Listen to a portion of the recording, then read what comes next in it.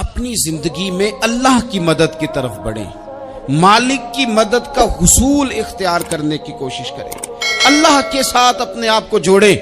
اگر اللہ کی مدد نصیب ہو، یہ جو ہم جتنا ڈرتے رہتے ہیں، سہمے رہتے ہیں، پریشان رہتے ہیں کوئی کیا کر دے گا، ہمارے ہاں نا ہر شعبے میں معاذ اللہ ایک مافیا ہے، الا ماشاءاللہ۔ وہ مافیا کہتا ہے میرے ساتھ ملو گے تو میں چلنے دوں گا، ورنہ میں نہیں چلنے دوں گا، مارکیٹ میں آ ہی نہیں سکتا فلانا بندہ، کیونکہ یہاں ہمارا قبضہ ہے۔ اور میرے بھائی پھر بہت سارے لوگ جن کی نیتیں اور ارادے بڑے اچھے ہوتے ہیں شروع میں، وہ بھی اس مافیا کا شکار ہو جاتے ہیں اور ان کے رنگ میں رنگ جاتے ہیں۔ یاد رکھنا، کسی شخص کی بلیک میلنگ کا کبھی شکار نہ ہونا، کبھی کسی کی میٹھی اور مسجع مکفہ باتوں کا شکار نہ ہونا۔ کوئی کیا کر سکتا ہے اگر اللہ مددگار ہو تو؟ جس کو رب کریم اٹھانا چاہے اسے کوئی گرا سکتا ہے؟ ہم یہ ڈرے ڈرے سہمے پریشان فیصلہ کرنے کی طاقت نہیں، مجھے چلنا چاہیے کہ نہیں، اٹھنا چاہیے کہ نہیں، کرنا چاہیے، اٹھ باندھ کمر کیوں ڈرتا ہے؟ پھر دیکھ خدا کیا کرتا ہے۔ حضرت عبداللہ ابن عباس فرماتے ہیں میرے نبی پاک علیہ السلام نے میری تربیت فرمائی، حضور نے میری تربیت فرمائی، اور محبوب پاک علیہ السلام نے فرمایا عبداللہ یاد رکھنا، یہ نوجوان دوست میری بات لکھ لیں، پریشان لوگ میری بات لکھ لیں، جن کے پاس قوت فیصلہ نہیں وہ اس بات کو لکھ لیں۔ حضرت عبداللہ ابن عباس فرماتے ہیں میرے نبی پاک علیہ السلام نے مجھ سے فرمایا تھا عبداللہ سن، اگر ساری دنیا مل کے تیرا کوئی نفع کرنا چاہے کر نہیں سکتی جب تک میرے رب کی رضا نہ ہو، اور فرمایا ساری دنیا مل کے تیرا کچھ بگاڑنا چاہے تو عبداللہ بگاڑ نہیں سکتی جب تک رب کریم کی حکمت کا تقاضا نہ ہو۔ لوگوں سے ڈرنا، لوگوں کی طرف دیکھنا، ماحول دیکھ کے اپنے راہ کا تعین کرنا، ہر بندے کے خیالات کے مطابق ڈھلنے کی کوشش کرنا، فلانا نہ ناراض ہو جائے، فلانا نہ ناراض ہو جائے، وہ جس نے ہونا ہو جائے، بس رب رسول ناراض نہ ہو۔ اپنی زندگی میں اپنے مالک کو مولا جان کے، بل اللہ مولاکم، اللہ تمہارا مولا ہے، وَهُوَ خَيْرُ النَّاصِرِينَ، وہ بہترین مددگار ہے۔ توجہ جب بھی کریں رب کی جانب کریں، اپنے دل کا قبلہ درست رکھیں، سوچوں کے زاویے سیدھے رکھیں۔ میرے بھائی مالک جب بندوبست کر دے نا، جب مالک بندوبست کر دے پھر ایسا بندوبست کرتا ہے کہ لوگوں کے پاس نا چارہ نہیں رہتا۔ حضرت مریم رضی اللہ تعالی عنہا پاک باز تھی، مسجد میں رہی تھی، پر مالک کی حکمت کے تقاضے بڑے عجیب ہے نا۔ پھر جناب مریم کو اللہ تعالیٰ نے بغیر شوہر کے اولاد عطا کر دی۔ یہ بات ہی ایسی تھی، وہ کسی نے کہا تھا کہ مخلوق تو فنکار ہے اس درجہ کے پل بھر میں سنگے در کعبہ سے بھی اصنام تراشے، تم کون ہو کیا چیز ہے داغ کبابی، لوگوں نے تو مریم پہ بھی الزام تراشے۔ تو لوگوں نے کہا کدھر سے لے آئی بچہ، تیرا باپ تو ایسا نہیں تھا، کہاں سے لے آئی؟ اللہ کرے میں آپ کو سمجھا سکوں، ذرا اپنے آپ کو وہاں کھڑا کریں کہ ایک پاک باز عورت، پاک باپ کی بیٹی، طیب ماں کی بیٹی، اور اللہ کے گھر میں پرورش پانے والی خاتون، ایک وہ وقت اور ایک یہ وقت کہ اس عورت کو کٹہرے میں کھڑا کر کے پوچھا جا رہا ہے کہ معاذ اللہ تیری گود میں بچہ جائز نہیں ہے، کہاں سے لائی ہے؟ اب خود سے صفائیاں بندہ کتنی کو دے، کتنی کو وضاحتیں کرے۔ اور میں نے تو اپنی زندگی میں دیکھا ہے زیادہ وضاحت دینے والے کو بھی لوگ جھوٹا سمجھنے لگ جاتے ہیں، زیادہ وضاحت دینے پر بھی لوگ کمزوری کا اظہار سمجھتے ہیں کہ کمزور پڑ گیا۔ آپ صلح کی کوشش کرتے ہیں، سامنے والا بزدل سمجھ لیتا ہے، زیادہ وضاحتیں بھی کمزور کر دیتی ہیں۔ اب حضرت مریم کو کٹہرے میں کھڑا کر کے کہا بچہ کس کا ہے؟ تو پھر خدا بندوبست جب کرے، اللہ جب مددگار ہو، تو پھر حضرت مریم کی گواہی درختوں سے نہیں دلوائی، اس نے پتوں سے نہیں دلوائی، پھر فرشتے نہیں بھیجے۔ حضرت مریم کہنے لگی مجھ سے نہ پوچھو، وہ جو پنگوڑے میں ہے اسی سے پوچھ لو، ان سے پوچھو نا، وہ کون ہے پوچھ لو، ان سے کر لو سوال۔ انہوں نے کہا پنگوڑے میں چند دنوں کا بچہ، یہ جواب دے گا؟ مددگار تھا رب،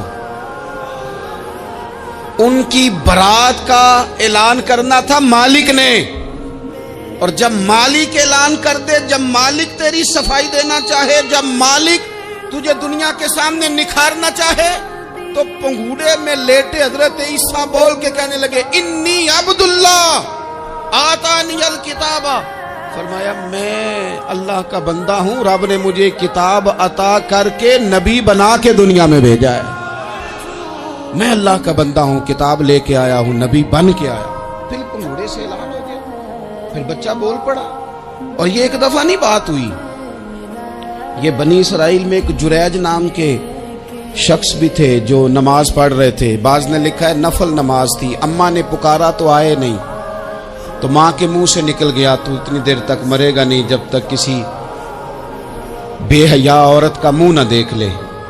تو وہ عبادت گزار تھے، لیکن لوگوں نے ان کی عبادت، ریاضت، پرہیزگاری کو نہیں دیکھا، بس ایک عورت کو بھیج کے الزام لگوا دیا۔ وہ عورت آیا جایا کرتی تھی، اب آ جاتی ہیں عورتیں، مسئلہ پوچھنے کی نیت سے بھی آ جاتی ہیں۔ ماحول میں کچھ جگہ ایسی بھی ہیں جہاں عورتیں دم کرانے کے بہانے آ جاتی ہیں۔ وہ خاتون آتی جاتی تھی اس خانقاہ پہ، آستانے پہ، یہ بخاری میں موجود ہے، پھر اس نے کہا میری گود میں جو بچہ ہے یہ انہی کا ہے۔ مجھے بتائیں کیسے بندہ وضاحت دے؟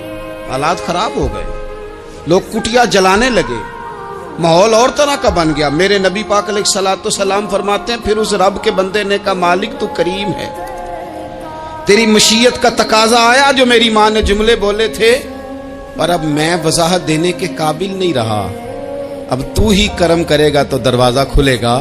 تو وہ چند دنوں کا بچہ پنگوڑے میں بول کے کہنے لگا میں اس درویش کا نہیں، میں تو فلانے چرواہے کا بچہ ہوں، وہ جو بکریاں چراتا ہے۔ رب کی مدد کو پکاریں، اپنے ساتھ اپنے مالک کی مدد کو شامل کریں، تھوڑے رزق پر بھی گزارا اچھا ہونے لگ جائے گا۔ سارے لوگ آپ کو گرانے کی تدبیریں کر رہے ہوں گے اور مالک آپ کو عزتیں عطا فرما دے گا، اس کی بارگاہ سے حکمت کا تقاضا اور ہو جائے گا۔ ہم نے ساری زندگی لوگوں کو راضی کرنے میں گزار دی، ساری زندگی بڑھاپا آ گیا بچوں کو پالتے، اور بچوں نے آخری عمر میں کہہ دیا ابا اگر کوئی ڈھب کا کام کر لیتے تو آج ہمارے دن بھی پھر نہ جاتے۔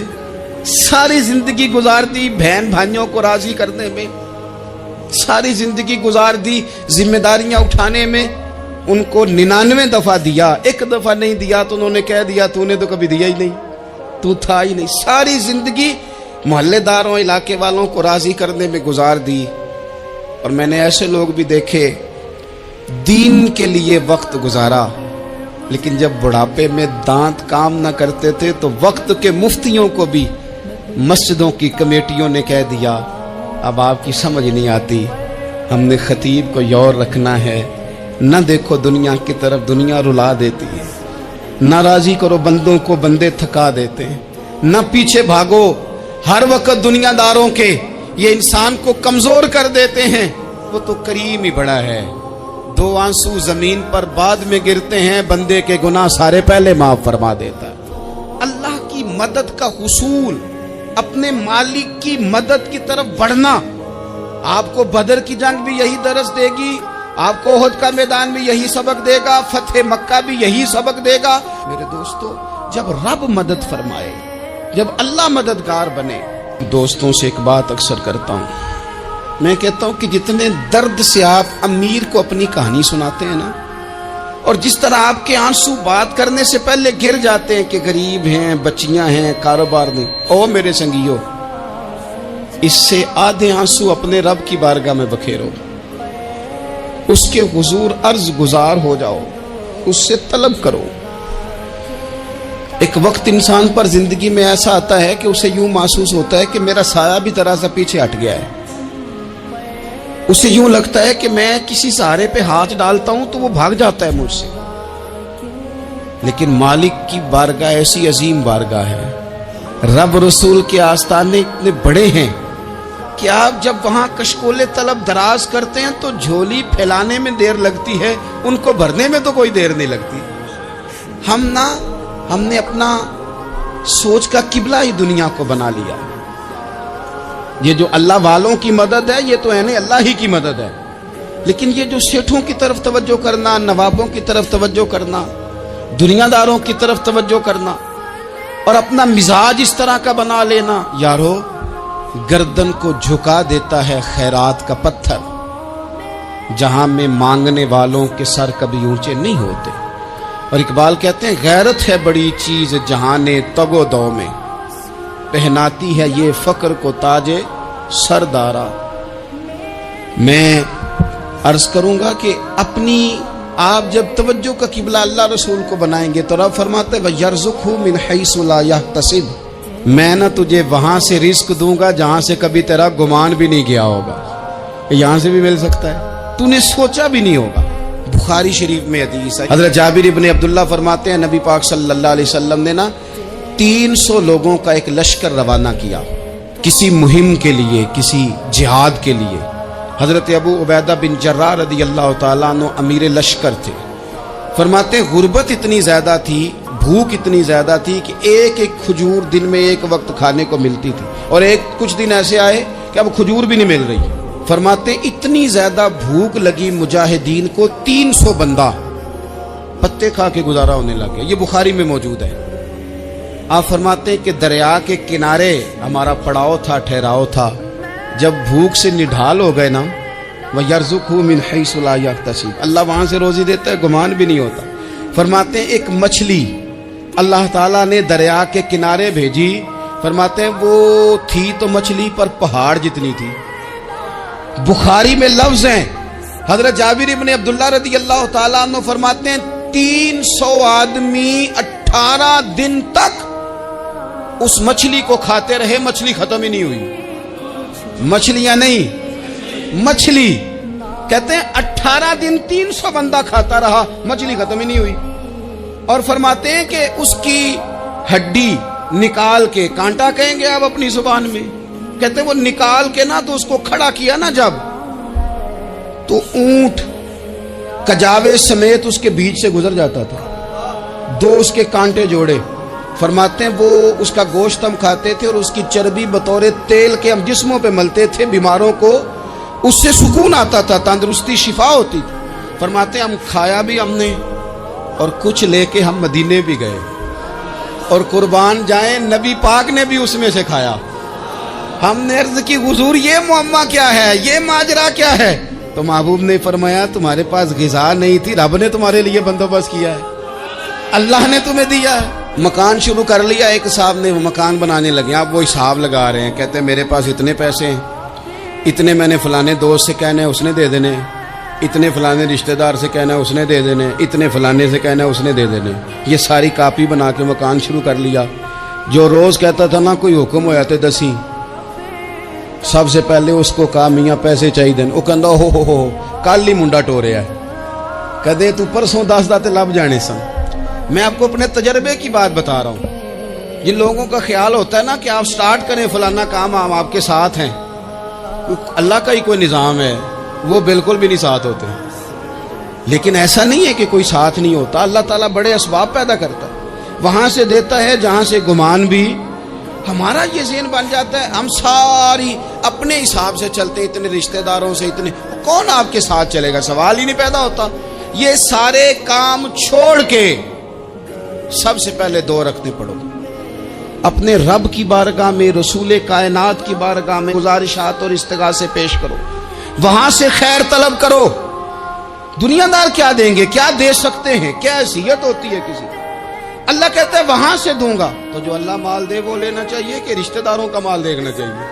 जो अल्लाह दे वो लेना चाहिए कि सेठों नवाबों की जेबें देखनी चाहिए? जो अल्लाह दे वो कबूल करना चाहिए या देखना चाहिए कौन सा आदमी कहां पहुंच गया? छोड़ो, अपनी मट्टी पे चलने का सलीका सीखो। किसी के संग मरमर पे चलोगे तो फिसल जाओगे, फिसल जा। इस पर एक और बात अर्ज कर दूं, सही बुखारी से, मुस्लिम से एक और बात। कुछ चीजें ऐसी हैं जिनसे अल्लाह की मदद आती है, मदद मिलती है।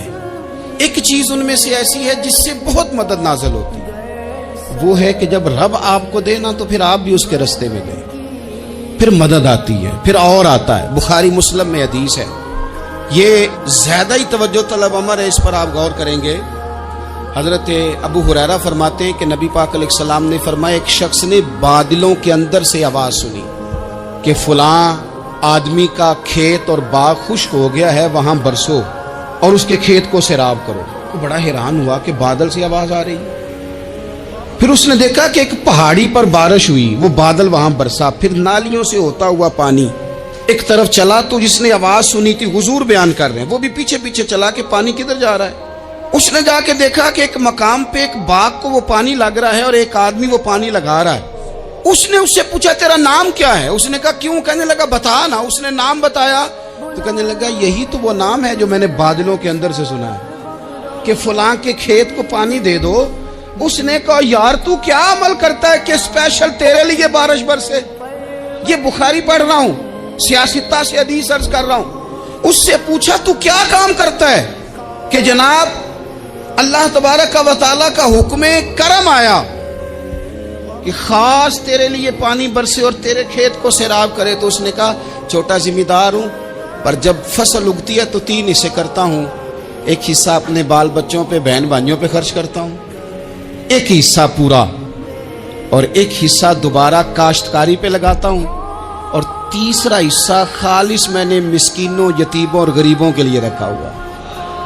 وہ جو تیسرا حصہ، اللہ کرے آپ سمجھے، وہ رب کے بندوں پہ تیسرا حصہ خرچ کرتا ہے نا، تو کریم مالک نے فرمایا جہاں سے غریب کا حصہ جاتا ہے وہ کھیت خشک نہیں رہنا چاہیے، وہ جہاں سے مسکین روٹی کھاتے ہیں وہ خشک نہ رہے، جہاں سے یتیموں کو کچھ آتا ہے کہیں اس کی فصل رہ نہ جائے۔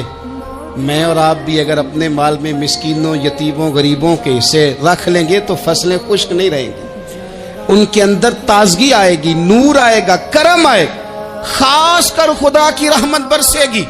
مدد اللہ سے چاہیں، اپنی توجہات کا مرکز رب رسول کی ذات کو بنائیں، پھر آپ محسوس کریں گے کہ بڑی جلدی اللہ تعالیٰ کی مدد آنے لگی ہے۔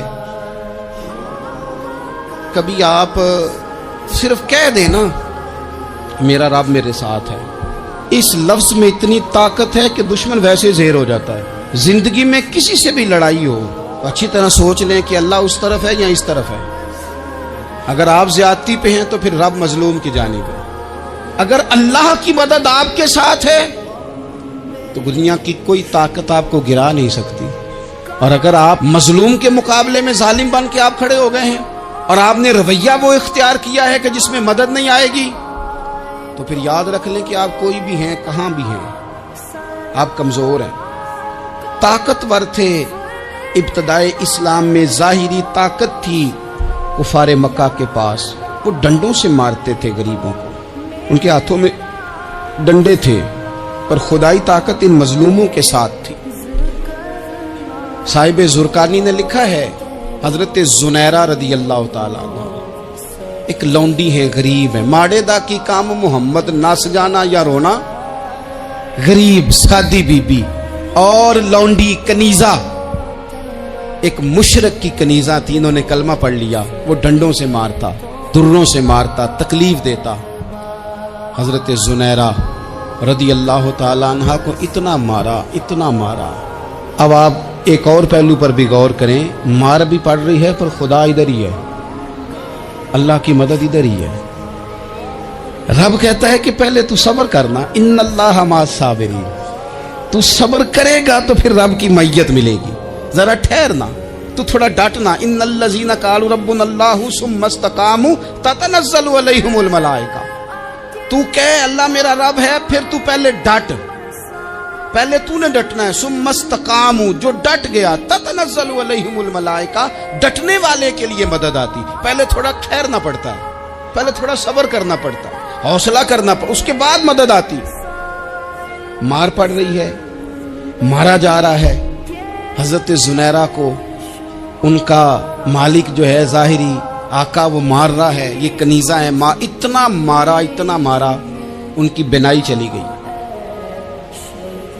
نظر آنا بند ہو گیا۔ ابو جہل آیا اور کہنے لگا زنیرہ دیکھا نا ہمارے بت تیری آنکھیں لے گئے، معاذ اللہ، لات و منات ہمارے بتوں نے تجھے اندھا کر دیا۔ اب ایسا نہیں ہے کہ بی بی روتی جا رہی ہے، روتی جا رہی ہے، مایوسی مایوسی، معاذ اللہ، پریشانی، غریبی بڑی ہے، پوچھنے والا کوئی نہیں، یہ باتیں نہیں۔ کیا جملے ہیں خاتون کے، کیا لفظ ہیں۔ ابو جہل نے تنزیہ کہا، معاذ اللہ، کہنے لگا دیکھا نا ہمارے بتوں نے تجھے اندھا کر دیا۔ تو جناب زنیرہ آنکھوں کی بینائی گئی ہے، رات کو گئی ہے، دکھ ابھی تازہ ہے، لیکن اللہ پہ جو توکل ہے، اپنے مالک سے جو رشتہ ہے، وہ اتنا مضبوط ہے، اتنا طاقتور ہے، اس میں اتنی گہرائی ہے کہ حضرت زنیرہ بول کے نا اتنی قوت سے بولی، اتنی طاقت سے بولی کہ پورے کفر پر لرزہ طاری ہو گیا۔ فرمانے لگی تمہارے بتوں کی کیا اوقات ہے کہ وہ میری بینائی لے جائیں، یہ میری رب کی حکمت کا تقاضا ہے۔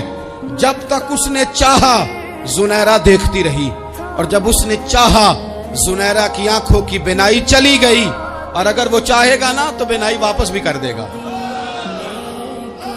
اگر ہو ذوق یقین پیدا تو کٹ جاتی ہیں زنجیریں، اگر وہ چاہے گا تو بینائی آ بھی جائے گی۔ حضرت زنیرہ نے رات کو یہ لفظ کہے، ابو جہل اور سارے کفار ڈر کے سن کے چلے گئے، آپ اطمینان سے آ کے بستر پہ سوئی۔ جب سویرے اٹھی تو اللہ نے آنکھوں کی روشنی واپس کر دی تھی۔ آنکھوں کی اب چھڑی پکڑی ہے، بازاروں میں گھومتی ہیں، کہتی ہیں بلاؤ کدھر ہے تمہارے نعت و منات، دیکھو میرے رب نے روشنی واپس کر دی۔ آ کر میرے ساتھ ادھر آ، ستمگر ہنر آزمائے، تو تیر آزما ہم جگر آزمائے۔ بیمار لوگوں یاد رکھو، کہہ دیا ڈاکٹر نے کہ تو بڑا بیمار ہے، تو بڑا کمزور ہے، یہ ہو گیا وہ ہو گیا، تو ڈاکٹر اپنے علم کے مطابق بات کر رہا ہے، ہوگا تو وہ جو میرا رب چاہے گا۔ کمزور ہو جانا، پریشان ہو جانا، تکلیف میں آ جانا، پتہ نہیں بات ہو گئی ہے تو جانے کیا ہو جائے گا۔ اپنی زندگی کے اندر اپنے رب سے رشتہ مضبوط کریں، رسول کائنات سے رشتہ مضبوط کریں، اللہ والوں سے رشتہ مضبوط کریں۔ حضرت زنیرہ نے پیغام دیا کہ زندگی میں جو جینا چاہتے ہیں تو وہ رب کا نام لے کے جی سکتے ہیں، جو اپنی زندگی میں خوشیاں دیکھنا چاہتے ہیں تو رسول اللہ کے نام پر خوشیاں دیکھی جا سکتی ہیں۔ توکل کی بنیاد پر بندہ خوشیاں لے سکتا ہے، اور اگر انسان میں توکل نہیں ہے تو پھر وہ اس کالے جادو سے بھی ڈر رہا ہے، وہ نیلے سے بھی ڈر رہا ہے، وہ پیلے سے بھی ڈر رہا ہے، وہ فلانے سے بھی ڈر رہا ہے، وہ میرے خلاف فلانا رشتہ دار سازش کر رہا ہے تو ڈر رہا ہے، فلانا میرے بارے میں یہ کر رہا ہے تو ڈر رہا ہے، وہ پتہ نہیں دنیا ادھر ہو جائے گی تو کیا ہو جائے گا، اٹھ باندھ کمر کیوں ڈرتا ہے، پھر دیکھ خدا کیا کرتا ہے۔ تو اس ساری گفتگو کا نچوڑ آپ کو یہ عرض کیا ہے، سب سے پہلے تو یہ کہ میدانوں میں مدد بھی اللہ کی، رزق میں مدد بھی اللہ کی، فصلیں خشک ہوں تو مدد پھر بھی اللہ کرے، تو پھر ساری مدد، اور اگر انسان بیمار ہو تو پھر بھی مدد اللہ کی۔ تو اپنے اللہ کی جانب توجہ کو بڑھائیں، آپ اللہ سے مدد کے سوالی بنیں۔ ترمذی کی ایک حدیث ہے، میں آپ کو زندگی کا تجربہ بتاتا ہوں کہ جب میں بڑا پریشان ہوتا ہوں تو یہ والی روایت کھول لیتا ہوں، مزہ دیتی ہے۔ میرے نبی پاک علیہ السلام نے فرمایا اپنے دکھ سیٹھوں نوابوں کو نہ کہنا، مالداروں کا نہ کہنا، ورنہ اللہ تمہیں کبھی غنی نہیں کرے گا۔ فرمایا اپنے دکھ اپنے رب کی بارگاہ میں عرض کرنا، جلدی کرے یا دیر سے کرے اللہ تمہیں لوگوں سے بے نیاز کر دے گا۔